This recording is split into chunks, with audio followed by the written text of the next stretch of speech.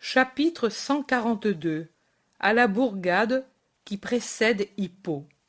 Hippo n'est pas sur la rive du lac comme je le croyais en voyant ces maisons sur la rive presque à la limite sud-est du lac. Les paroles des disciples me le font remarquer. Ce groupe de maisons, c'est, dirais-je, l'avant-garde d'Hippo qui se trouve plus à l'intérieur dans les terres, comme Ostie pour Rome ou le Lido pour Venise. Ces maisons représentent le débouché sur le lac pour la ville de l'intérieur qui l'utilise comme chemin lacustre d'importation et d'exportation, et aussi pour abréger les voyages de cette région à la rive opposée de Galilée, et enfin comme lieu de promenade pour les oisifs de la ville et la fourniture de poissons que leur procurent les nombreux pêcheurs de la bourgade. Dans la soirée tranquille, ils débarquent près d'un petit port naturel que forme le lit d'un torrent maintenant desséché et où, pendant quelques mètres, arrive l'eau céruléenne du lac que ne repousse plus l'eau du torrent. Il y a là des maisons et des maisonnettes de pêcheurs qui exploitent les eaux poissonneuses et de maraîchers qui cultivent une bande de terre grasse et humide. Arrosée par les eaux toutes proches, la bourgade va du rivage vers l'intérieur et s'étend davantage au nord qu'au sud, où elle se termine rapidement, là où commence la haute falaise qui descend presque à pic dans le lac et de laquelle s'y sont précipités les ports du miracle des Géraséniens. À cause de l'heure, les habitants sont sur les terrasses ou dans les jardins en train de souper.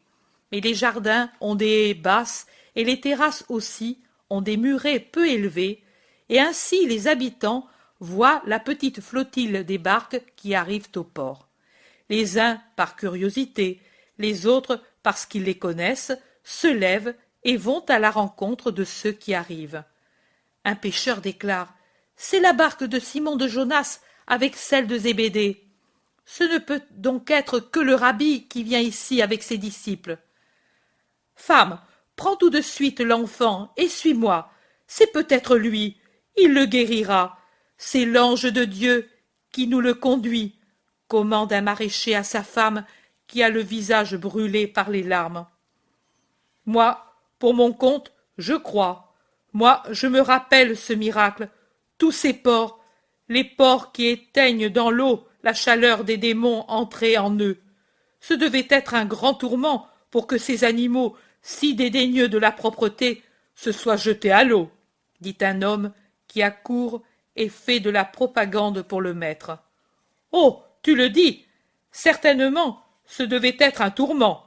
J'y étais moi aussi, et je m'en souviens. Les corps fumés, les eaux fumées, le lac était devenu plus chaud que les eaux de Hamata. Et là où ils sont passés en courant, le bois et l'herbe sont restés brûlés. Moi j'y suis allé, mais je n'ai rien vu de changé, lui répond un troisième. Rien? Mais alors, tu as des écailles aux yeux. Regarde, on voit d'ici. Tu vois là-bas où se trouve ce cours d'eau à sec? Vas-y voir un peu plus près, et rends-toi compte si... Mais non, cette dévastation, ce sont les soldats de Rome qui l'ont faite quand ils recherchaient ce ribot pendant les froides nuits de Thébet. Ils ont campé là et y ont fait du feu.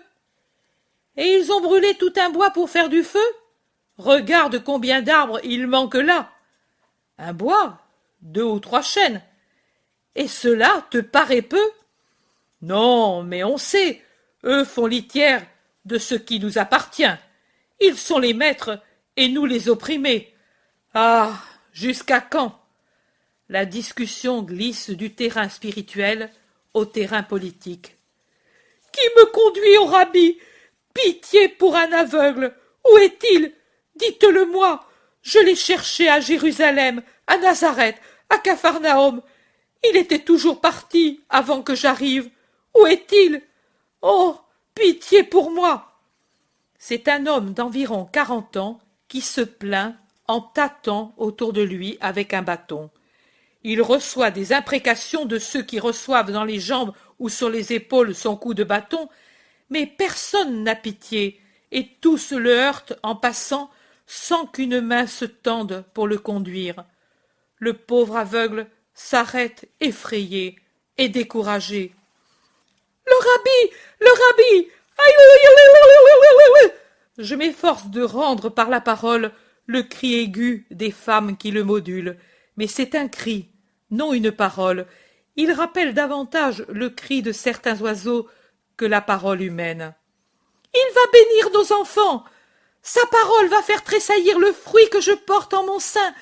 Réjouis-toi, mon enfant, le Sauveur te parle, dit une épouse à la mine florissante en caressant son ventre gonflé sous son vêtement flou. Oh, peut-être il va rendre fécond le mien, ce serait la joie et la paix entre Élisée et moi.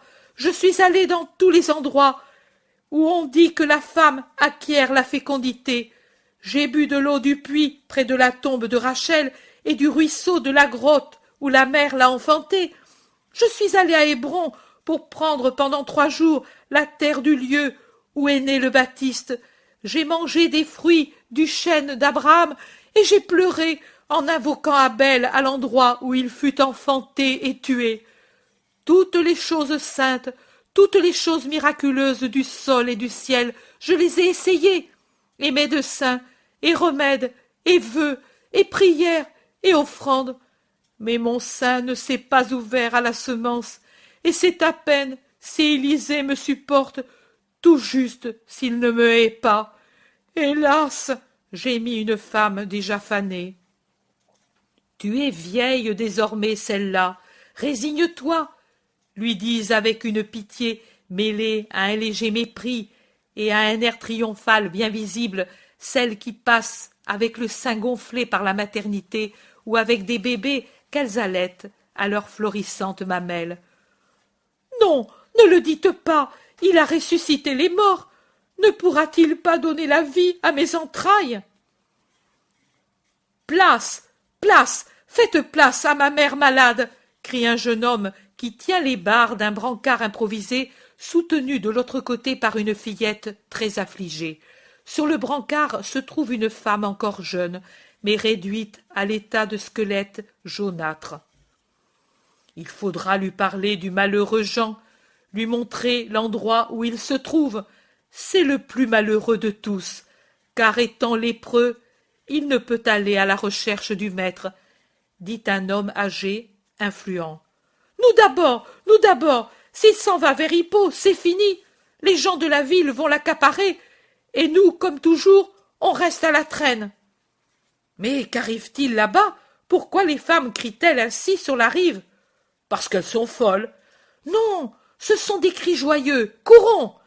Le chemin est un fleuve de foule qu'il canalise dans la direction de la grève et du torrent, là où Jésus et les siens sont restés bloqués par les premiers qui sont accourus. Miracle! Miracle! Le fils d'Élise, abandonné par les médecins, le voilà! Il est guéri! Le rabbi l'a guéri en lui mettant de la salive dans la gorge.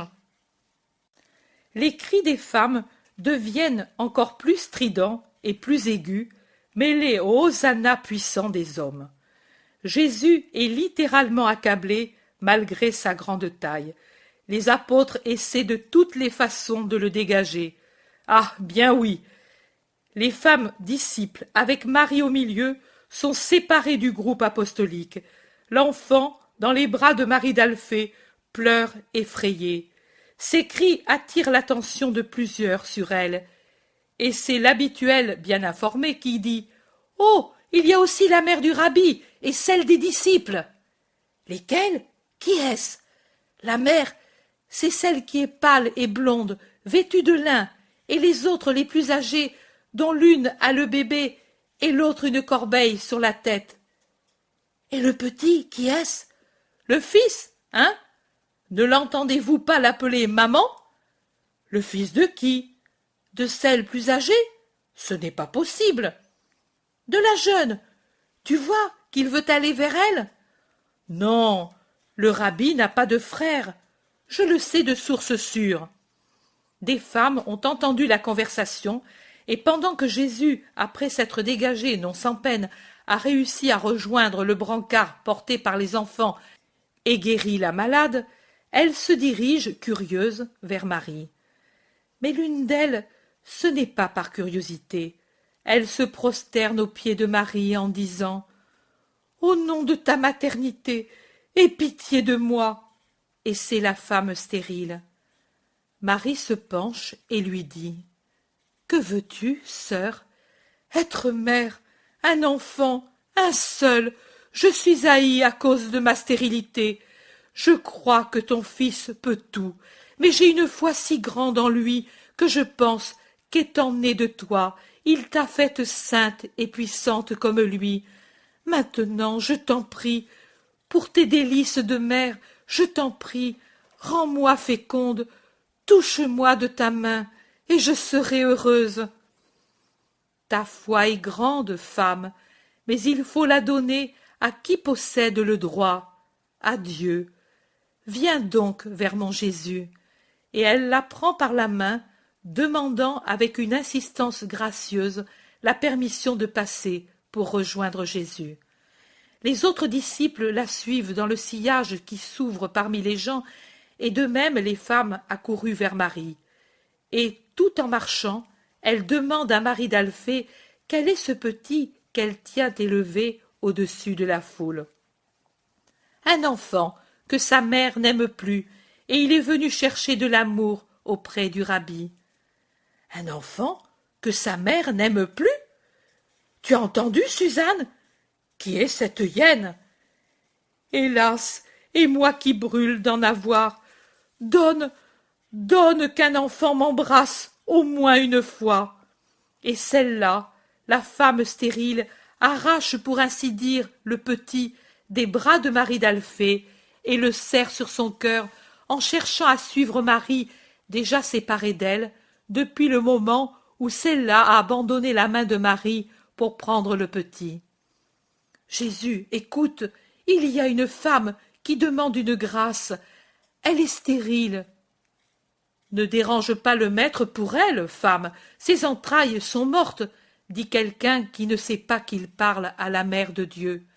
Et puis, confus de son erreur dont quelqu'un l'avertit, il cherche à se faire tout petit et à disparaître pendant que Jésus répond à lui et à la femme qui supplie, en disant « Je suis la vie, femme, que te soit fait ce que tu demandes. » Et il pose un instant sa main sur la tête de celle-là.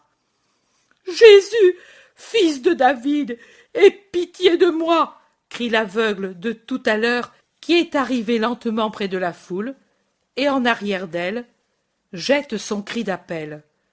Jésus, qui s'était penché pour écouter les paroles suppliantes de celle-là, relève la tête et regarde vers l'endroit d'où, syncopée comme la voix d'un naufragé, arrive la voix de l'aveugle. « Que veux-tu que je te fasse ?» crie-t-il. « Que je vois. Je suis dans les ténèbres. Je suis la lumière. Je le veux. Ah, je vois, de nouveau je vois. Laissez-moi passer, que je dépose un baiser sur les pieds de mon Seigneur. » Maître, tu les as tous guéris, ici, mais il y a un lépreux dans une cabane, dans le bois. Il ne cesse de nous prier de t'amener à lui. Allons, allons, laissez-moi aller. Ne vous faites pas de mal, je suis ici pour tous. Allons, faites place. Vous faites mal aux femmes et aux enfants. Je ne pars pas de sitôt. Je reste demain, et ensuite je serai dans la région pendant 5 jours. Vous pourrez me suivre, si vous voulez. Jésus cherche à discipliner la cohue, d'obtenir que pour bénéficier de sa venue, les habitants ne se fassent pas de mal. Mais la foule est comme une matière molle qui se déplace, mais revient ensuite se serrer autour de lui. C'est comme une avalanche qui, par une loi naturelle, ne peut que grossir en se déplaçant. C'est comme un grain de fer qu'attire un aimant. Et la marche est lente, entravée, fatigante. Tout le monde sue. Les apôtres braillent, jouent des coudes dans les poitrines et de coups de pied dans les jambes pour ouvrir un chemin. Efforts inutiles, pour faire 10 mètres, il faut un quart d'heure. Une femme d'environ 40 ans réussit, à force de constance, à se faire un chemin jusqu'à Jésus et lui touche le coude. « Que veux-tu, femme ?» ?»« Cet enfant, j'ai appris. Je suis veuve et sans enfant. Souviens-toi de moi. Je suis Sarah d'Afeka, la veuve du marchand de vaisselle. Rappelle-toi, j'ai une maison près de la place de la Fontaine Rouge, mais j'ai aussi des vignes et un bois. J'ai de quoi offrir à celui qui est seul, et je serai heureuse. Je m'en souviendrai, femme, que ta pitié soit bénie. » Le village s'étend plutôt parallèlement que verticalement au lac. On a vite fait de le traverser et d'arriver à la campagne. Elle les accueille au coucher du soleil, et il n'y a pas d'obscurité, car le clair de lune succède insensiblement à la lumière crépusculaire. Ils s'en vont vers les contreforts de la haute falaise qui, plus au sud, borde le lac. Dans l'escarpement, il y a des grottes. Je ne sais pas si elles sont naturelles ou creusées exprès dans la roche. Plusieurs sont murées et blanchies au dehors. Ce sont certainement des tombeaux. Nous y voilà. Arrêtons-nous pour ne pas être contaminés. Nous sommes près du tombeau du vivant, et c'est l'heure où il vient à ce rocher prendre ce qu'on lui offre. Il était riche, tu sais. Nous nous en souvenons. Il était bon aussi. Mais maintenant, c'est un saint. Plus la douleur l'a frappé, et plus il est devenu juste. Nous ne savons pas comment il est devenu lépreux. On dit que c'est par des pèlerins qu'il avait logé. Ils allaient à Jérusalem, disait-il. Ils paraissaient saints, mais ils étaient certainement lépreux. En fait, c'est après leur passage qu'ils prirent la lèpre, d'abord la femme et les serviteurs, puis les enfants, et enfin lui. Tous, pour commencer, et par les mains, ceux qui avaient lavé les pieds et les vêtements des pèlerins. C'est pourquoi nous disons que c'étaient eux qui devaient être la cause de tout. Les enfants, 3, morts en très peu de temps. Ensuite la mère, et plutôt de douleur que de maladie. Lui, quand le prêtre les déclara tous lépreux, il acheta ce coin de colline avec ses richesses désormais inutiles, et il y fit mettre des provisions pour lui et les siens, serviteurs compris, et des pioches et des pics, et il commença à creuser les tombeaux, et l'un après l'autre, il les y plaça tous, ses enfants, la femme, les serviteurs.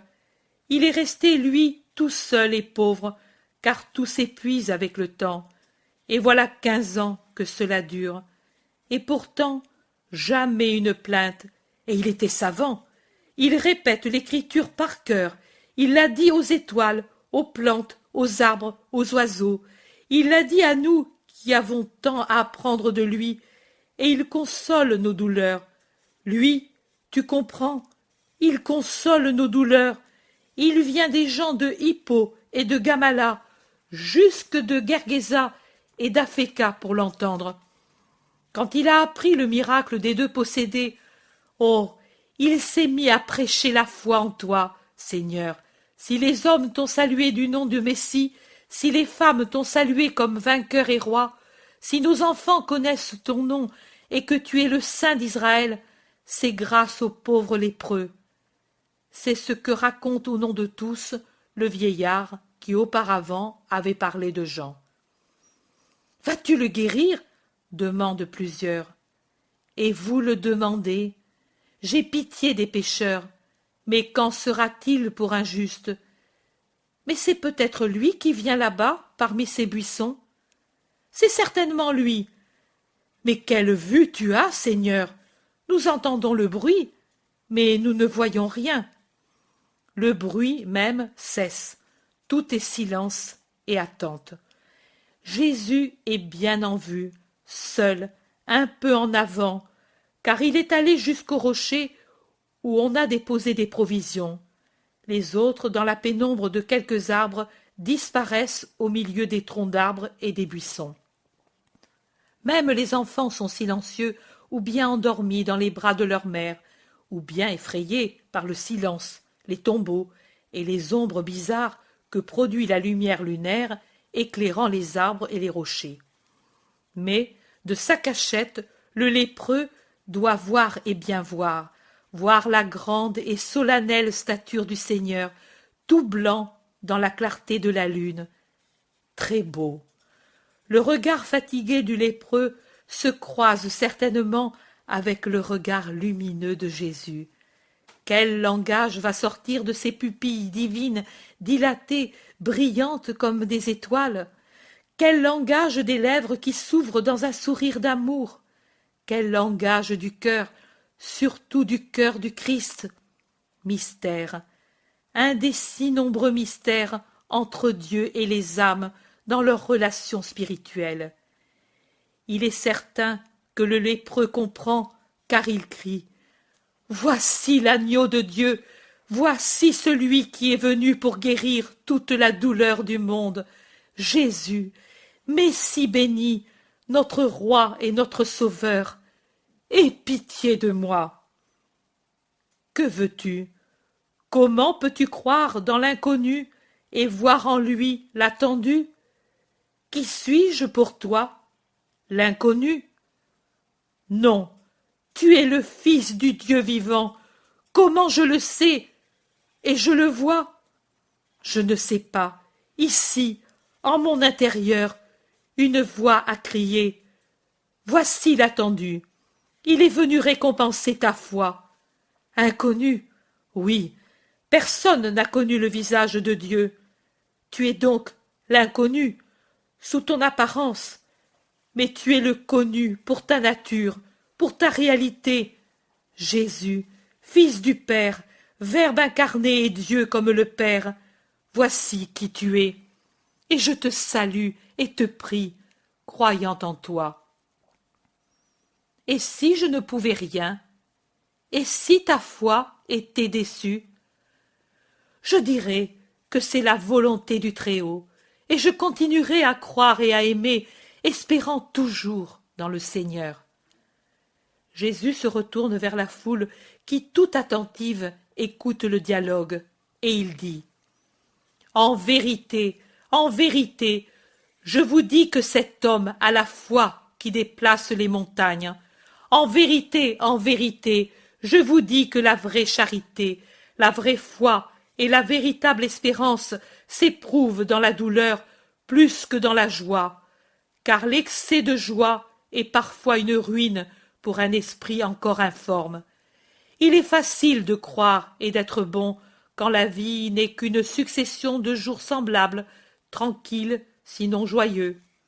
Mais celui qui sait persister dans la foi, l'espérance et la charité, même quand les maladies, les misères, la mort, les malheurs lui apportent la solitude, l'abandon, l'éloignement de tout le monde, et qu'il ne fait que dire « que soit fait ce que le Très-Haut croit utile pour moi », en vérité, celui-là non seulement mérite l'aide de Dieu, mais moi, je vous le dis, dans le royaume des cieux, sa place est toute prête, et il ne connaîtra pas le séjour dans le purgatoire, car sa justice a annulé toutes les dettes de sa vie passée. Homme, je te le dis, va en paix, car Dieu est avec toi. En le disant, il se tourne et tend les bras vers le lépreux, l'attire, pour ainsi dire, par son geste, et quand il est tout près, bien en vue, il commande « Je le veux, sois purifié !» Et il semble que la lune, par ses rayons d'argent, nettoie et balaie les pustules, les plaies, les nodules et les croûtes de l'horrible maladie. Le corps se reconstitue et redevient sain. C'est un vieillard digne, d'aspect ascétique dans sa maigreur, celui qui, instruit du miracle par les hosannas de la foule, se courbe pour baiser le sol, ne pouvant toucher Jésus ni personne avant le temps prescrit par la loi. « Lève-toi, on va t'apporter un vêtement propre pour que tu puisses aller devant le prêtre. Mais sache aller toujours avec la pureté de l'esprit devant ton Dieu. Adieu, homme, la paix soit avec toi. Jésus se réunit à la foule et revient lentement au village pour se reposer. Chapitre 143. Prédication matinale dans la bourgade sur le lac. C'est par contre en une fraîche matinée que les gens attendent que Jésus sorte d'une maison de la bourgade lacustre pour commencer sa prédication. Je crois que les habitants ont peu dormi cette nuit-là, émus, comme ils l'étaient par les miracles de la veille, par la joie d'avoir le Messie parmi eux, et la volonté de ne pas perdre une minute de sa présence. Le sommeil a été long à venir, précédé de multiples conversations à l'intérieur des maisons, pour récapituler les événements, pour examiner si l'esprit de chacun était doué de cette foi, de cette espérance, de cette charité, résistant à tout événement pénible, que le Maître a loué et indiqué comme un moyen sûr pour obtenir la grâce de Dieu en cette vie et dans l'autre. Les habitants ont vivement quitté leur maison, poursuivis par la crainte que le Maître puisse sortir par les rues et s'éloigner de bon matin sans qu'ils puissent assister à son départ. C'est ainsi que les maisons se sont rapidement ouvertes pour rendre aux rues leurs habitants qui, étonnés de se voir si nombreux, tous présents, mus par les mêmes pensées, se sont dit « Vraiment, c'est la première fois qu'une même pensée émeut nos cœurs et les unit. » Et avec une amitié nouvelle, bonne, fraternelle, ils se sont tous dirigés d'un même cœur vers la maison où est logé Jésus, et ils l'ont assiégé sans faire de bruit, sans impatience, mais sans lassitude, bien décidés à suivre le Maître dès qu'il sortirait dans la rue. De nombreux maraîchers ont cueilli dans leur jardin des fruits encore couverts de rosée, et ils les tiennent à l'abri du soleil qui se lève, de la poussière, des mouches sous une couche de pampres frais ou de larges feuilles de figuier dont les dentelures laissent voir des pommes roses qui paraissent peintes par un miniaturiste, des grains de raisin couleur d'ambre ou d'onyx, ou les panses délicates des figues de toutes espèces, les unes bien enfermées dans leur peau délicatement ridée qui couvre leur pulpe de miel, d'autres gonflées et lisses comme de la soie bien repassée, d'autres ouvertes à un sourire de fibres blondes, roses, rouge foncé, suivant leur espèce. Des pêcheurs ont apporté des poissons dans de petites corbeilles. Ils les ont certainement pêchés pendant la nuit, car certains sont encore vivants et haletent dans leur dernière et pénible respiration et dans les convulsions de l'agonie, faisant resplendir dans leur dernier souffle et leur faible frétillement la couleur argentée ou délicatement azurée de leurs panses et de leur dos étendus sur un lit de feuilles gris-vert, de saule ou de peuplier. Le lac avait pris la délicate couleur lactée que l'aube transfuse dans les eaux au sortir de la nuit, si pure, angélique, dirais-je, comme absorbée, tellement le flot arrive lentement sur la grève avec un bruissement imperceptible quand il s'insinue dans les galets. Maintenant, il a pris la teinte riante, plus humaine, carnée, dirais-je, de l'aurore qui enflamme l'eau des premières rougeurs par le reflet des nuages roses sur la surface du lac. Il devient céruléen dans la lumière franche de l'aurore. Il recommence à vivre, à palpiter, avec ces vagues tranquilles qui se mettent en mouvement, courent riantes et frangées d'écume sur le rivage ou reviennent heurter d'autres vagues, ornant tout le miroir du lac d'une dentelle légère, blanche, jetée sur la soie bleu clair de l'eau effleurée par la brise matinale. Et puis, c'est le premier rayon du soleil qui sabre l'eau là-bas vers Tariché, là où elle était bleu-vert à cause des bosquets qui s'y reflétaient et qui maintenant se dore et resplendit comme un miroir brisé frappé par le soleil. Ce miroir, s'étend de plus en plus en donnant une couleur d'or et de topaze à de nouvelles nappes encore céruléennes, éteignant les teintes roses des nuages qui se reflétaient dans l'onde, enveloppant les quilles des dernières barques qui rentrent après la pêche, celles des premières qui sortent, pendant que les voiles, dans la lumière triomphale du soleil désormais levé, blanchissent comme des ailes d'ange sur le fond d'azur du ciel et la verdure des collines. Merveilleux lac de Galilée, qui pour la fertilité de ses rives me rappelle notre lac de Garde, et pour sa paix mystique, notre lac de Trasimène, perle de la Palestine, digne cadre pour la plus grande partie de la vie publique de Jésus. Voilà que Jésus apparaît sur le seuil de la maison hospitalière, et il sourit en levant les bras pour bénir les patients habitants qui l'attendent. Que la paix soit avec vous tous. M'attendiez-vous? Craignez-vous que je m'enfuie sans vous saluer? Je ne manque jamais à mes promesses. Aujourd'hui, je suis avec vous pour vous évangéliser et rester avec vous, comme je l'ai promis, pour bénir vos maisons, vos jardins, vos barques, pour que chaque famille soit sanctifiée et que le travail aussi soit sanctifié. Pourtant, rappelez-vous que ma bénédiction, pour être fructueuse, doit être aidée par votre bonne volonté. Et vous savez ce que doit être la bonne volonté qui doit animer une famille pour que soit sainte la maison qui l'abrite. L'homme doit être un chef, mais pas un despote, ni pour son épouse, ni pour ses enfants, ni pour ses serviteurs, et, en même temps, il doit être le roi, le vrai roi, au sens biblique du mot. Rappelez-vous le chapitre 8 du premier livre des rois. Les anciens d'Israël se rassemblèrent pour aller à Rama où résidait Samuel, et ils lui dirent « Te voilà devenu vieux, et tes fils ne marchent pas dans tes sentiers.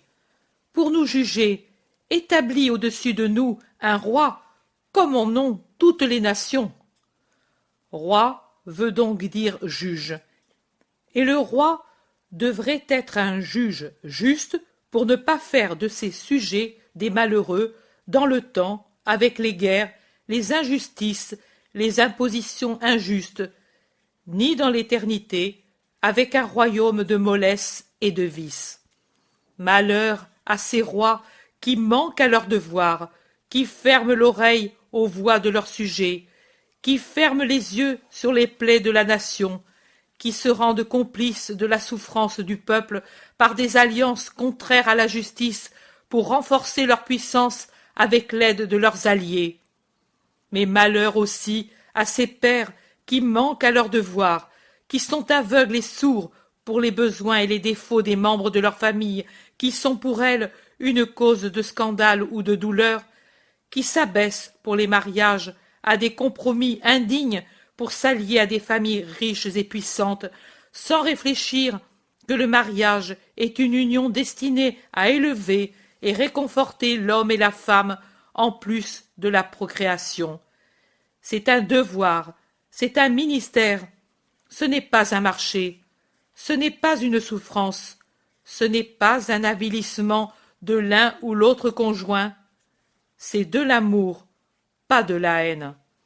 Que le chef soit donc juste, sans des duretés ou des exigences excessives, et sans d'excessive condescendance et faiblesse. Pourtant, si vous aviez à choisir entre l'excès de l'une ou l'autre chose, choisissez plutôt la seconde, car de celle-là, au moins, Dieu pourra vous dire « Pourquoi as-tu été si bon ?» et ne pas vous condamner, parce que l'excès de bonté punit déjà l'homme à cause des vexations que les autres se permettent à son égard, alors que Dieu vous reprocherait toujours la dureté, parce qu'elle est un manque d'amour envers le prochain le plus proche.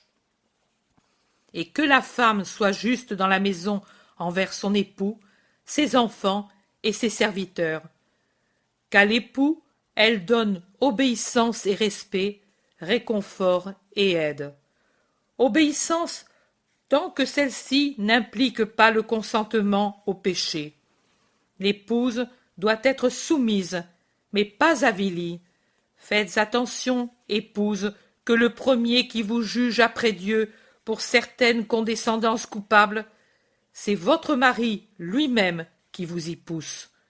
Ce ne sont pas toujours des désirs de l'amour, mais une épreuve pour votre vertu. Même si sur le moment il n'y réfléchit pas, il peut venir un jour où votre époux se dise « Ma femme est fortement sensuelle » et il peut devenir soupçonneux pour votre fidélité. Soyez chaste dans le mariage. Faites que votre chasteté impose à votre époux cette retenue que l'on a pour les choses pures, et qu'il vous regarde comme sa semblable, non comme une esclave ou une concubine qu'il ne garde que pour le plaisir, et qu'il rejette quand elle ne plaît plus. L'épouse vertueuse, je veux dire l'épouse qui, même après le mariage, garde ce quelque chose de virginal dans ses gestes, ses paroles, ses abandons affectueux, peut amener son mari à s'élever des sens aux sentiments pour que son époux se dépouille de la luxure et devienne vraiment avec elle une chose unique qu'il traite avec la même attention qu'une partie de lui-même, et il est juste qu'il en soit ainsi, car la femme est os de ses os et chair de sa chair, et personne ne traite mal ses os et sa chair, mais au contraire les aime pour que l'époux et l'épouse, comme les deux premiers époux, se regardent et ne se voient pas dans leur nudité sexuelle, mais s'aiment par l'esprit sans honte avilissante. Que l'épouse soit patiente, maternelle avec son mari, qu'elle le considère comme le premier de ses enfants, car la femme est toujours mère et l'homme a toujours besoin d'une mère qui soit patiente, prudente, affectueuse et qui le réconforte. Bienheureuse la femme qui, de son propre conjoint, sait être la compagne, et en même temps la mère pour le soutenir, et la fille pour qu'il la guide. Que l'épouse soit laborieuse. Le travail, en empêchant les rêves, est utile à l'honnêteté, en plus d'être avantageux pour la bourse. Qu'elle ne tourmente pas son mari par de sottes jalousies qui n'arrangent rien. Le mari est-il honnête? Une sotte jalousie, en le poussant à fuir la maison, le mettra en danger de tomber dans les filets d'une prostituée. Il n'est pas honnête et fidèle, ce ne seront pas les emportements de la jalousie qui le corrigeront, mais bien une contenance sérieuse, sans bouderie ni grossièreté, digne et affectueuse, toujours affectueuse, qui le font réfléchir et redevenir sage. Sachez reconquérir votre mari quand la passion l'a éloigné de vous, par votre vertu, comme dans votre jeunesse vous l'avez conquis par votre beauté, et, pour en tirer la force dans ce devoir et résister à la douleur qui pourrait vous rendre injuste, aimez vos enfants et envisagez leur bien. Une femme possède tout en ses enfants, la joie, la couronne royale pour les heures heureuses où elle est réellement la reine de la maison et de son conjoint, et le baume dans les heures douloureuses où une trahison ou d'autres expériences pénibles de la vie conjugale lui flagellent le front et surtout le cœur avec les épines de sa triste royauté d'épouse martyre.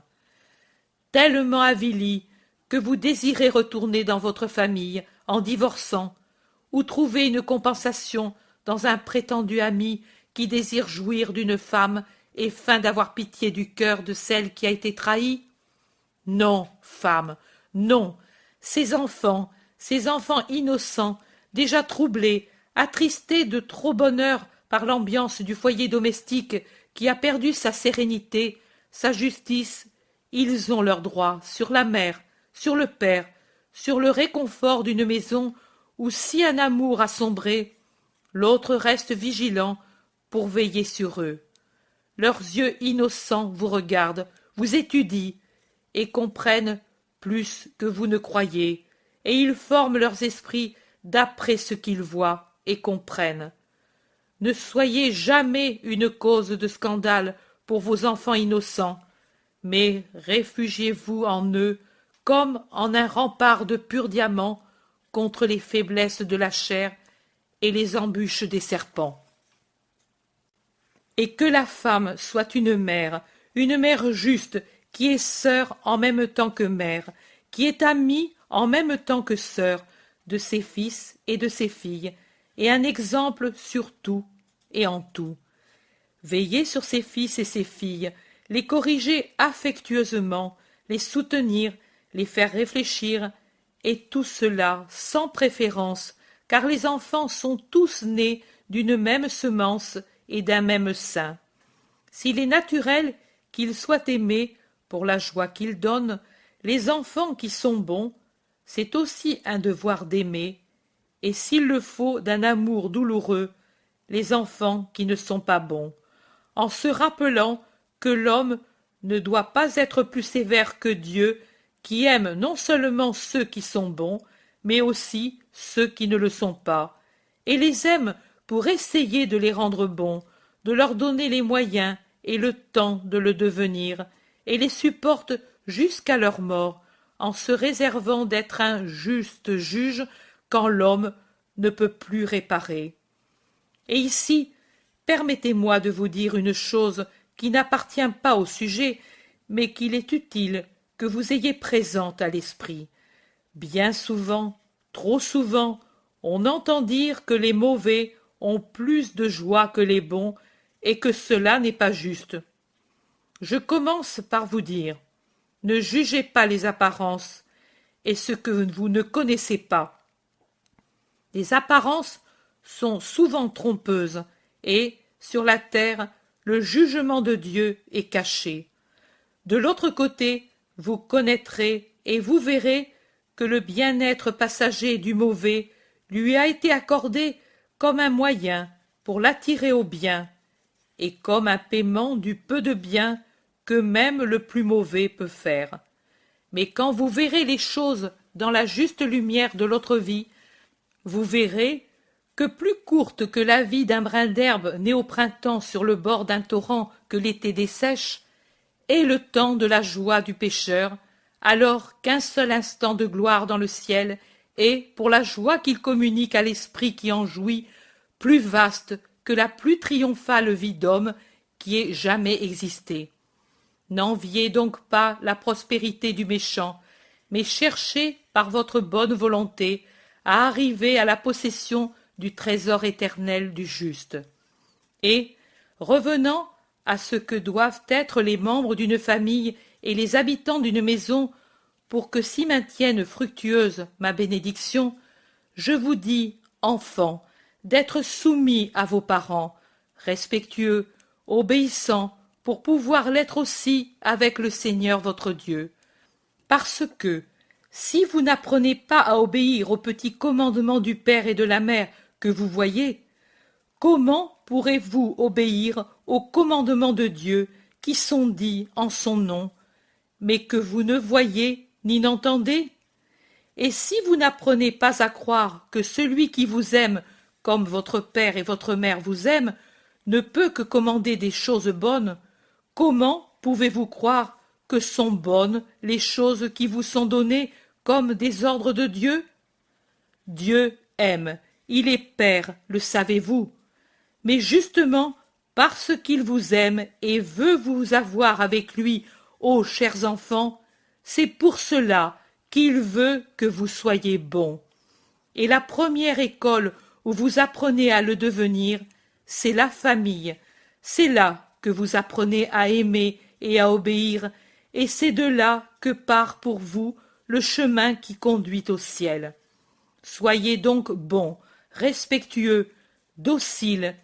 Aimez votre Père, même s'il vous corrige, car il le fait pour votre bien. Et votre mère, si elle vous éloigne d'actions dont son expérience sait qu'elles ne sont pas bonnes, honorez-les. en évitant de les faire rougir par vos actions mauvaises. L'orgueil n'est pas une chose bonne, mais il existe un saint orgueil, celui de dire « Je n'ai pas donné de douleur à mon père et à ma mère ».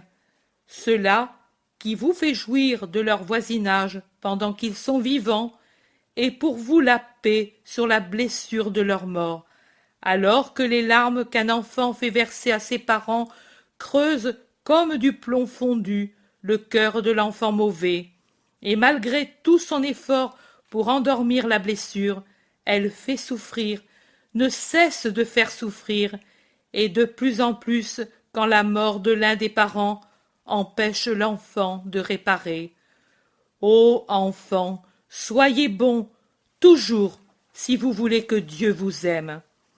Enfin, sainte est la maison où, grâce à la justice des maîtres, les serviteurs et les valets aussi se rendent justes.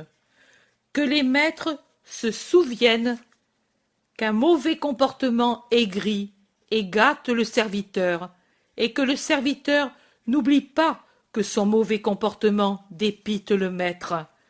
Que chacun se tienne à sa place, mais lié par l'amour du prochain, pour combler la séparation qui existe entre serviteur et maître. Et alors, la maison bénie par moi gardera sa bénédiction, et Dieu y résidera. Et de la même façon conserveront la bénédiction et donc la protection les barques et les jardins et les outils de travail et les engins de pêche, quand, saintement adonnés au travail les jours permis et saintement dédiés au culte de Dieu pendant le saint sabbat, vous parcourrez votre vie de pêcheur ou de maraîcher sans frauder pour le prix ou pour le poids, et vous ne maudirez pas le travail et ne le ferez pas le roi de votre vie au point de le faire passer avant Dieu, car si le travail vous procure le gain, Dieu vous donne le ciel. Et maintenant, allons donc bénir les maisons, les barques et les rames, les jardins et les pioches, et puis nous irons parler près du refuge de Jean avant qu'il aille trouver le prêtre, car moi, je ne reviendrai plus, et il est juste qu'il m'entende au moins une fois. Prenez le pain, le poisson et les fruits, nous les porterons là-bas dans le bois, et nous mangerons en présence du lépreux guéri, en lui donnant les meilleures portions, pour que sa chair aussi soit en fête, et qu'il se sente déjà comme un frère parmi ceux qui croient au Seigneur. Et Jésus se met en route, suivi des gens de la bourgade et d'autres de villes voisines, où, peut-être pendant la nuit, sont allés des habitants de ce bourg apporter la nouvelle que le Sauveur est sur cette rive. Chapitre 144. Prédication près du refuge du lépreux. Mon Seigneur, crie l'ancien lépreux en se jetant à genoux dès qu'il voit apparaître Jésus dans la friche qui précède le lieu rocailleux où il a vécu pendant tant d'années. Et puis, se relevant, il crie encore « Pourquoi reviens-tu vers moi ?» Pour te donner le viatique de la parole après celui de la santé. Le viatique, on le donne à celui qui part, et moi, en effet, je pars ce soir pour les purifications. Mais je pars pour revenir et m'unir aux disciples, si tu veux m'accueillir. Je n'ai plus de maison, ni de parents, Seigneur. Je suis vieux pour reprendre l'activité et la vie. On me réintégrera dans mes biens. Mais comment sera la maison depuis 15 années qu'elle n'est plus à personne? Que vais-je y trouver? Peut-être des murs en ruine. Je suis un oiseau sans nid. Permets-moi de m'unir à la troupe de ceux qui te suivent. Du reste, moi, je ne m'appartiens plus à moi-même, car à cause de ce que tu m'as donné, je t'appartiens. Je n'appartiens plus au monde qui m'a séparé de lui, à juste titre comme impur, pendant si longtemps. Maintenant, c'est moi qui trouve le monde impur, après t'avoir connu, et je fuis le monde pour venir à toi. Et moi, je ne te repousse pas. Cependant, je te dis que je voudrais que tu acceptes un séjour dans cette région. Aéra et Arbela ont leurs fils comme disciples pour l'évangélisation. Toi, sois-le pour Hippo, Gamala, Afeka et les villes voisines. Moi, sous peu, je descends en Judée, et je ne reviendrai plus de ce côté. Je veux qu'il y ait des évangélisateurs. Ta volonté me rend cher tout renoncement. Je ferai ce que tu veux. Je le ferai sitôt accomplis les purifications. J'avais pensé de ne plus m'occuper de ma maison. Maintenant, au contraire, je dis que je vais la remettre en état, de façon à pouvoir l'habiter, pour y accueillir pendant l'hiver des âmes désireuses de te connaître, et je prierai quelques disciples qui te suivent depuis des années de venir avec moi, car si tu veux que je sois un petit maître, j'ai besoin d'être instruit par quelqu'un qui l'est plus que moi, et au printemps, j'irai avec les autres pour prêcher ton nom. C'est une bonne pensée. Dieu t'aidera à la réaliser. J'ai déjà commencé en détruisant par le feu tout ce qui m'appartenait, à savoir mon pauvre grabat et tous les objets qui me servaient, le vêtement que je portais jusqu'à hier, tout ce qu'avait touché mon corps malade. La grotte où je vivais est noircie par le feu que j'y ai fait pour détruire et purifier. Personne ne s'y contaminera en entrant s'y réfugier une nuit de tempête. Et puis, la voix de l'homme s'affaiblit comme si elle se fêlait, et il parle plus lentement. Et puis, j'avais un vieux coffre qui s'en allait en morceaux, vermoulu. Il semblait que la lèpre l'avait rongé, lui aussi. Mais pour moi, il était plus précieux que toutes les richesses du monde. À l'intérieur, il y avait les chers objets, des souvenirs de ma mère, le voile de mariée de mon âne. Ah, quand je l'ai enlevé, tout heureux, le soir des noces, et quand j'ai contemplé ce visage lilial, si beau et si pur, qui m'aurait dit que quelques années plus tard, je l'aurais vu alors qu'il n'était qu'une plaie. Et les vêtements de mes enfants, leurs jouets qu'ils avaient tenus dans leurs petites mains, tant qu'ils avaient pu les saisir, quelque chose.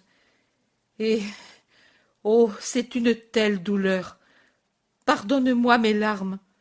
La plaie me fait beaucoup souffrir maintenant que je les ai brûlées, parce qu'il le fallait, sans pouvoir les baiser, car c'étaient des objets de lépreux. Je suis injuste, Seigneur. Je te montre des larmes, mais aie compassion. J'ai détruit le dernier souvenir que j'avais d'eux, et maintenant je suis comme quelqu'un qui est perdu dans un désert. L'homme s'affaisse en pleurant auprès de ce tas de cendres, souvenir de son passé. Tu n'es pas perdu, Jean. Tu n'es pas seul. Je suis avec toi, et les tiens seront bientôt avec moi dans le ciel pour t'attendre. Ces restes, te les rappeler, défigurés par la maladie ou bien d'une santé resplendissante avant le malheur, tout cela, souvenir de douleur. Laisse cela dans les cendres du bûcher. Anéantis-le dans la certitude que je te donne de retrouver des êtres heureux, embellis par la joie du ciel. Le passé est mort, Jean. Ne pleure plus sur lui. La lumière ne s'attarde pas à regarder les ténèbres de la nuit, mais elle est joyeuse de s'en séparer et de resplendir en montant dans le ciel à la suite du soleil chaque matin. Et le soleil ne s'attarde pas à l'Orient, mais il monte, bondit et court jusqu'à ce qu'il rejoigne le sommet du firmament pour y rayonner. Ta nuit est finie, n'y pense plus, monte par l'esprit là où moi, lumière, je te porte, là, grâce à la douce espérance et à la belle foi, tu vas déjà retrouver la joie, car ta charité va pouvoir se répandre en Dieu et dans les êtres aimés qui t'attendent. Ce n'est qu'une rapide montée, et tu vas être là-haut avec eux.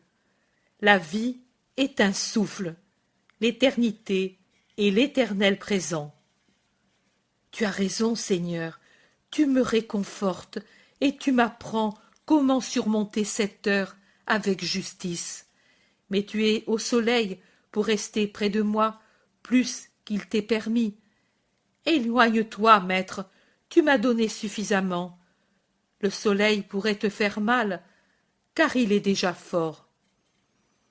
Je suis venu pour rester avec toi. Nous sommes tous venus pour cela. Mais déplace-toi, toi aussi, du côté des arbres, et nous serons voisins sans qu'il y ait de danger. L'homme obéit en s'éloignant du rocher au pied duquel se trouve le monceau de cendres, le passé.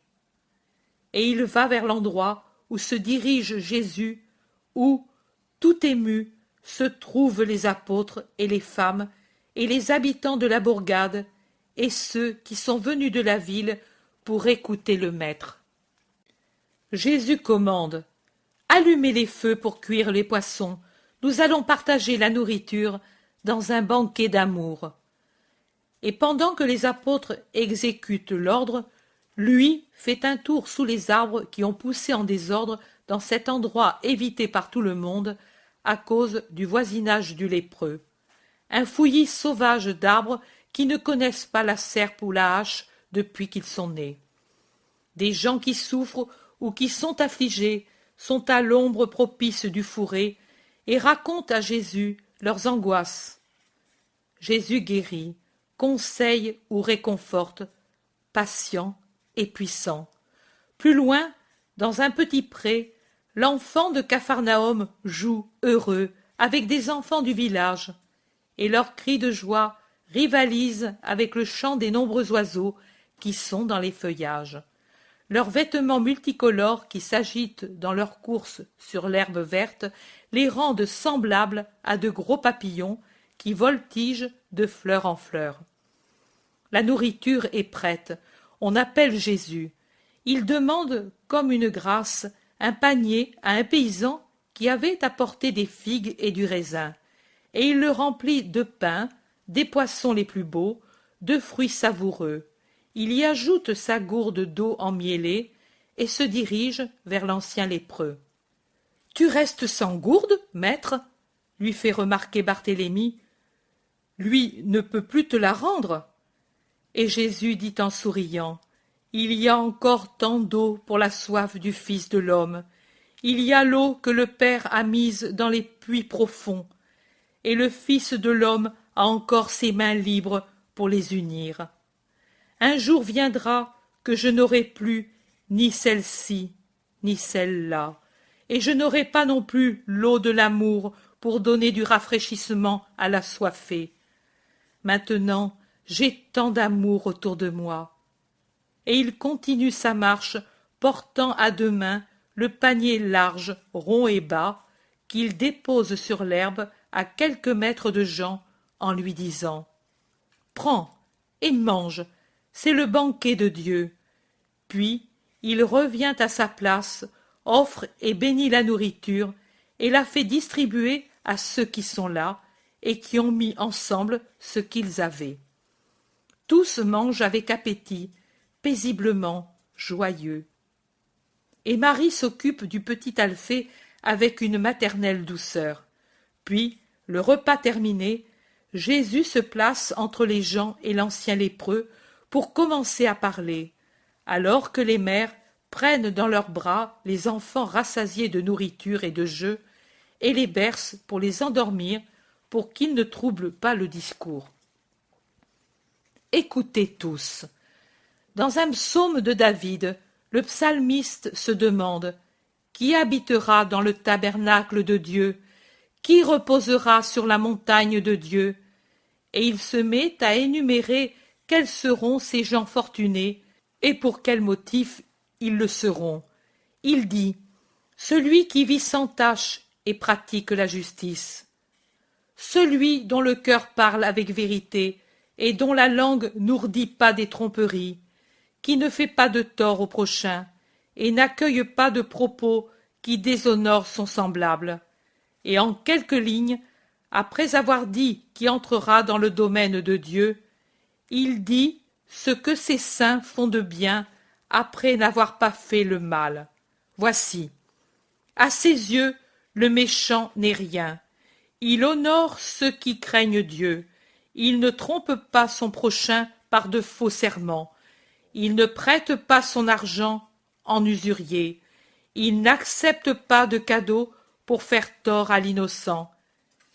Et il dit pour finir, celui qui fait cela ne chancellera pas à jamais. En vérité, je vous dis que le psalmiste a dit la vérité, et je confirme par ma sagesse que celui qui fait ces choses ne chancellera pas à jamais. La première condition pour entrer dans le royaume des cieux, c'est de vivre sans tache. Mais l'homme, qui est une créature faible, peut-il vivre sans tache? La chair, le monde et Satan, dans un continuel bouillonnement de passion, de tendance et de haine, crachent leur souillure pour tacher les esprits. Et si le ciel n'était ouvert qu'à ceux qui ont vécu sans tache après l'âge de raison, de toute l'humanité, il y en aurait très peu qui entreraient au ciel, de même qu'il y a très peu d'hommes qui arrivent à la mort sans avoir connu des maladies plus ou moins graves pendant leur existence. Et alors, le ciel est-il ainsi fermé aux fils de Dieu? Doivent-ils se dire « Je l'ai perdu » quand un assaut de Satan ou une tempête de la chair les fait tomber et qu'ils voient leur âme maculée? N'y aura-t-il plus de pardon pour celui qui aura péché? Rien n'effacera-t-il la tache qui souille l'esprit? Ne craignez pas votre Dieu d'une crainte injuste. Lui est Père, et un Père tend toujours une main au Fils qui chancelle, lui offre de l'aide pour qu'il se relève, le réconforte par de suaves moyens, pour que son avilissement ne dégénère pas en désespoir, mais fleurisse en une humilité désireuse de réparer pour revenir à la dilection du Père. Voilà, le repentir du pécheur, la volonté vraie de réparer, nés l'un et l'autre d'un véritable amour pour le Seigneur, lavent la tache de la faute et rendent digne du pardon divin.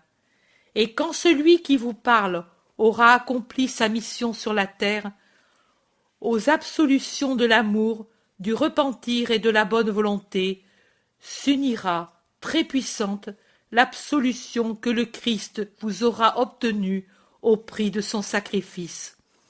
Plus pure dans l'âme que les enfants qui viennent de naître, beaucoup plus pure, car pour ceux qui croiront en moi, jailliront de leur sein des fleuves d'eau vive, qui laveront même la faute d'origine, cause première de toute la faiblesse de l'homme. Vous pourrez aspirer au ciel, au royaume de Dieu, à ses tabernacles. En effet, la grâce que je vais vous rendre vous aidera à pratiquer la justice qui fait grandir, dans la mesure où elle est pratiquée, le droit que vous donne un esprit sans tache d'entrer dans la joie du royaume des cieux. Y entreront les petits enfants, et ils y jouiront à cause de la béatitude qui leur sera donnée gratuitement. Ils y jouiront, car le ciel est joie. Mais y entreront les adultes, les vieillards, ceux qui ont vécu, lutté, vaincu, et qui, à la candide couronne de la grâce, uniront la couronne multicolore de leurs œuvres saintes, de leur victoire sur Satan, le monde et la chair. Très grande sera leur béatitude de vainqueur, grande comme l'homme ne peut l'imaginer. Comment se pratique la justice? Comment se conquiert la victoire? par l'honnêteté des paroles et des actions, par la charité envers le prochain, en ne reconnaissant que Dieu et en ne mettant pas les idoles des créatures, de l'argent, de la puissance, à la place du Dieu très saint, en donnant à chacun la place qui lui revient, sans chercher à donner plus ou moins qu'on ne doit. N'est pas juste celui qui, parce que quelqu'un est un ami ou un parent puissant, l'honore et le sert même dans des œuvres qui ne sont pas bonnes. Celui qui, à l'opposé, nuit à son prochain parce qu'il ne peut obtenir de lui avantage d'aucune sorte et qui fait de faux serments, ou se fait acheter par des cadeaux pour faire une déposition contre l'innocent ou juger partialement, non selon la justice, mais en calculant ce qu'un jugement injuste peut lui obtenir de celui qui est le plus puissant des adversaires, celui-là n'est pas juste, et vaines sont ses prières, ses offrandes, car elles sont tachées par l'injustice aux yeux de Dieu. Vous voyez que ce que je vous dis est encore le décalogue, c'est toujours le décalogue, la parole du rabbi. En effet, le bien, la justice, la gloire se trouvent dans l'accomplissement de ce que le décalogue enseigne et ordonne de faire. Il n'y a pas d'autre doctrine. Autrefois, elle a été donnée au milieu des foudres du Sinaï, maintenant elle l'est au milieu des splendeurs de la miséricorde. Mais c'est toujours la même doctrine, et elle ne change pas, et elle ne peut changer. Beaucoup, pour s'excuser en Israël, diront pour se justifier de n'être pas saints, même après le passage du Sauveur sur la terre. Je n'ai pas trouvé manière de le suivre et de l'entendre.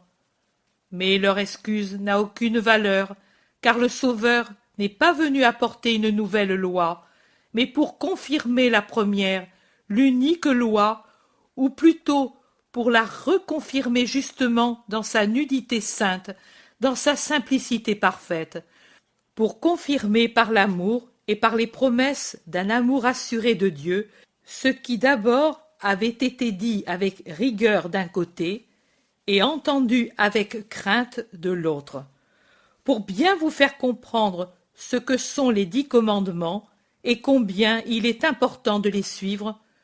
Je vous dis cette parabole. Un père de famille avait 2 fils pareillement aimés, et desquels il voulait, dans la même mesure, être le bienfaiteur. Ce père possédait, outre la demeure où étaient ses fils, des possessions où étaient cachés de grands trésors. Les fils connaissaient l'existence de ces trésors, mais ne connaissaient pas la route pour y aller. En effet, le père, pour des motifs particuliers, n'avait pas dévoilé à ses enfants le chemin pour y arriver, et cela pendant de très nombreuses années. Pourtant, à un certain moment, il appela ses 2 fils et leur dit « Il est bon que désormais vous connaissiez où sont les trésors que votre père a mis de côté pour vous, pour pouvoir y arriver quand je vous le dirai. En attendant, connaissez-en le chemin et les signaux que j'y ai placés pour que vous ne perdiez pas le bon chemin. Écoutez-moi donc. Les trésors ne sont pas dans une plaine où stagnent les eaux, où brûle la canicule, où la poussière abîme tout, où les épines et les ronces étouffent la végétation, et où les voleurs peuvent facilement arriver pour dérober. Les trésors sont au sommet de cette haute montagne, élevée et raboteuse. Je les ai placés là, au sommet, et ils vous y attendent. La montagne a plus d'un sentier, elle en a même un grand nombre, mais un seul est bon. Quant aux autres, certains finissent sur un précipice, d'autres dans des cavernes sans issue, d'autres dans des fossés d'eau boueuse, d'autres dans des nids de vipères, d'autres sur des cratères de soufre enflammés, d'autres contre des murailles infranchissables. Le bon sentier, au contraire, est fatigant, mais il arrive au sommet sans être interrompu par des précipices ou d'autres obstacles. Pour que vous puissiez le reconnaître, j'y ai mis tout au long, à des distances régulières, 10 monuments de pierre sur lesquels sont gravés pour vous guider ces 3 mots: amour, obéissance, victoire. Allez en suivant ce sentier, et vous arriverez au lieu du trésor. Moi, ensuite, par un autre chemin connu de moi seul, je viendrai, et je vous ouvrirai les portes pour que vous soyez heureux. Les 2 fils saluèrent le père qui répéta, tant que ses 2 fils purent l'entendre: « Suivez le chemin que je vous ai dit. C'est pour votre bien. Ne vous laissez pas tenter par les autres, même s'ils vous semblent meilleurs. Vous perdriez le trésor, et moi, avec lui. » Les voilà arrivés au pied de la montagne. Un premier monument se trouvait à la base, exactement au commencement du sentier qui était au milieu d'une rangée de sentiers qui escaladaient la montagne en tous sens. Les 2 frères commencèrent l'ascension sur le bon sentier. Il était encore très bon au commencement, bien que sans un brin d'ombre. Du haut du ciel, le soleil y tombait à pic, l'inondant de lumière et de chaleur.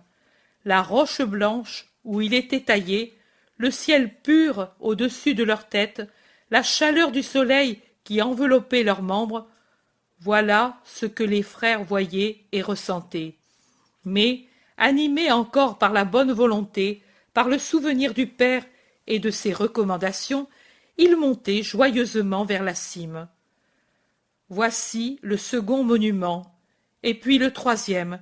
Le sentier était de plus en plus fatigant, solitaire, brûlant. On ne voyait même pas les autres sentiers où il y avait de l'herbe, des arbres, des eaux claires, et surtout une montée plus douce parce que moins rapide et tracée sur un sol qui n'était pas rocheux. « Notre père veut nous faire arriver morts, » dit un fils en arrivant au 4e monument, et il commença à ralentir la marche. L'autre l'encouragea à poursuivre en disant: « Il nous aime comme d'autres lui-même, et plus encore, puisqu'il nous a sauvé le trésor si merveilleusement. Ce sentier dans la roche, qui sans déviation monte du bas au sommet, c'est lui qui l'a creusé. Ces monuments, c'est lui qui les a faits pour nous guider. Réfléchis, mon frère, c'est lui tout seul qui a fait tout cela par amour, pour nous le donner, pour nous faire arriver sans erreur possible et sans danger. » Ils marchèrent encore, mais les sentiers laissés en contrebas se rapprochaient du sentier dans la roche, et ils se rapprochaient d'autant plus souvent que le sentier conduisant à la cime devenait plus étroit. Et comme ils étaient beaux, ombragés, engageants. « Je prendrai bien un de ceux-ci, » dit le fils mécontent en arrivant au 6e monument, « d'autant plus que celui-là va à la cime. »« Tu ne peux pas le dire, tu ne vois pas s'il monte ou s'il descend. »« Le voilà là-haut. Tu ne sais pas si c'est celui-là. Et puis le père a dit de ne pas quitter le bon sentier. » C'est de mauvaise grâce que le nonchalant continue. Voilà le 7e monument. « Oh, pour moi je m'en vais vraiment. »« Ne le fais pas, frère. » Il monte par le sentier vraiment très difficile désormais, mais la cime désormais était proche. Voilà le 8e monument, et tout proche, le côtoyant, le sentier fleuri. « Oh, tu le vois? Peut-être pas en ligne droite, mais il montre vraiment celui-ci. »« Tu ne sais pas si c'est celui-là. »« Si, je le reconnais. »« Tu te trompes. »« Non, je m'en vais. »« Ne le fais pas. Pense au père, au danger, au trésor. »« Mais qu'ils se perdent tous. Que ferais-je du trésor si j'arrive mourant au sommet? Quel danger plus grand que ce chemin, et quelle haine plus grande que celle du père qui nous a bernés avec ce sentier pour nous faire mourir? Adieu, j'arriverai avant toi, et vivant. » Et il se jette dans le sentier contigu et disparaît en poussant un cri de joie derrière les arbres qui font de l'ombre. L'autre continue tristement. Oh, la route dans son dernier parcours était vraiment effroyable. Le voyageur n'en pouvait plus. Il était comme ivre de fatigue, de soleil. Au 9e monument, il s'arrêta, haletant, s'appuya sur la pierre gravée en lisant machinalement les paroles qui étaient gravées. Tout près, il y avait un sentier avec de l'ombre, de l'eau, des fleurs. Je le prendrais bien. Mais non, non, ici est écrit, et c'est mon père qui l'a écrit. Amour, obéissance, victoire. Je dois croire à son amour, à sa vérité, et je dois obéir pour montrer mon amour. Allons, que l'amour me soutienne. Voici le 10e monument. Le voyageur épuisé, brûlé par le soleil, marchait courbé comme sous un joug. C'était l'amoureux et saint joug de la fidélité qui est amour, obéissance, force, espérance, justice, prudence, tout. Au lieu de s'appuyer, il se laissa tomber, assis à ce peu d'ombre que le monument faisait sur le sol. Il se sentait mourir. Du sentier voisin venait un bruit de ruisseau et une odeur de bois. Père, Père, aide-moi par ton esprit dans la tentation. Aide-moi à être fidèle jusqu'à la fin. De loin, riante, la voix du frère. Viens, je t'attends. Ici c'est un Éden. Viens. Si j'y allais, et en criant très fort. On monte vraiment au sommet? Oui, viens, il y a une galerie fraîche et qui mène là-haut. Viens. Je le vois déjà le sommet au-delà de la galerie dans le rocher. J'y vais? Je n'y vais pas? Qui va me secourir? J'y vais. Il appuya les mains pour se relever, et pendant qu'il le faisait, il remarqua que les paroles gravées n'étaient plus nettes comme celles du premier monument. À chaque monument, les mots étaient plus légers. C'est comme si mon père épuisé avait eu du mal à les graver. Et regarde, ici aussi ce signe rouge-brun qui était déjà visible dès le 5e monument. Mais ici, il emplit le creux de chaque mot, et il a coulé, marquant le rocher comme de larmes sombres, comme de sang. Il gratta avec le doigt là où il y avait une tache large comme les 2 mains, et la tache s'en alla, laissant découvertes, fraîches, ces paroles. C'est ainsi que je vous ai aimé, jusqu'à répandre mon sang pour vous conduire au trésor. Oh, oh, mon père, et moi je pouvais penser à ne pas suivre ton commandement. Pardon, mon père, pardon. Le fils pleura contre le rocher, et le sang qui remplissait les mots se refit frais, brillant comme du rubis, et les larmes furent nourriture et boisson pour le bon fils, et force. Il se leva. Par amour, il appela son frère, fort, très fort. Il voulait lui dire sa découverte, l'amour du père, lui dire « Reviens !» Personne ne répondit.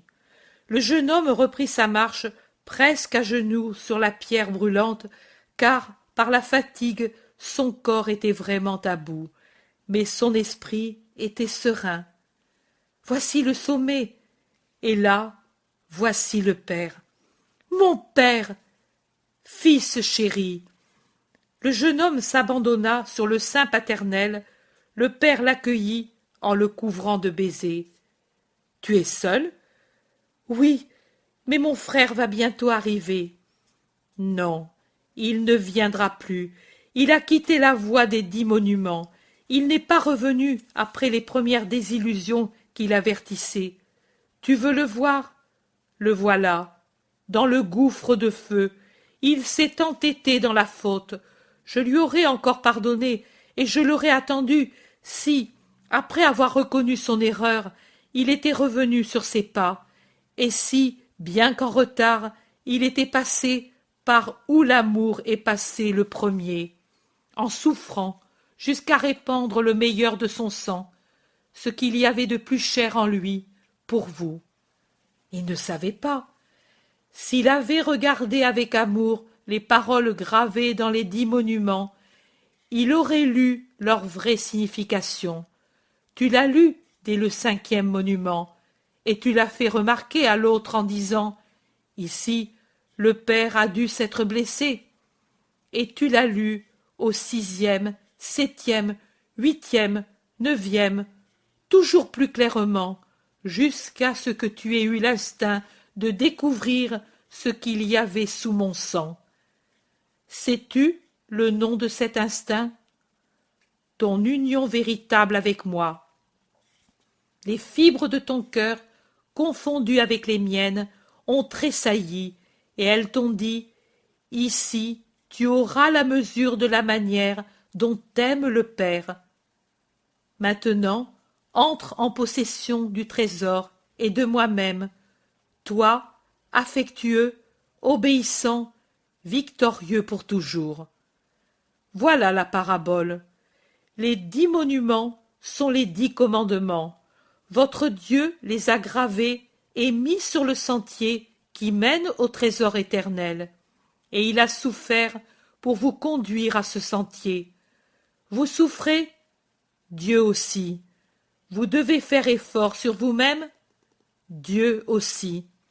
Savez-vous jusqu'à quel point?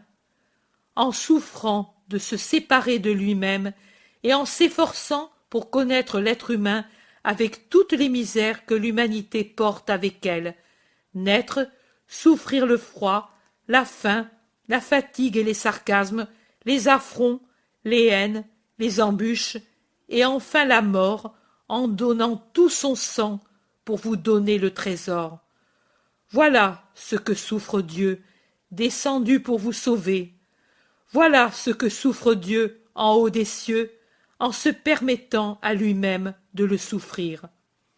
En vérité, je vous dis qu'aucun homme, si fatigant que soit son sentier pour arriver au ciel, ne suivra jamais un sentier plus fatigant et plus douloureux que celui que le Fils de l'homme parcourt pour venir du ciel à la terre et de la terre au sacrifice, pour vous ouvrir les portes du trésor. Mon sang est déjà dans les tables de la loi, mon sang est dans le chemin que je vous trace. C'est sous l'ondée de mon sang que s'ouvre la porte du trésor.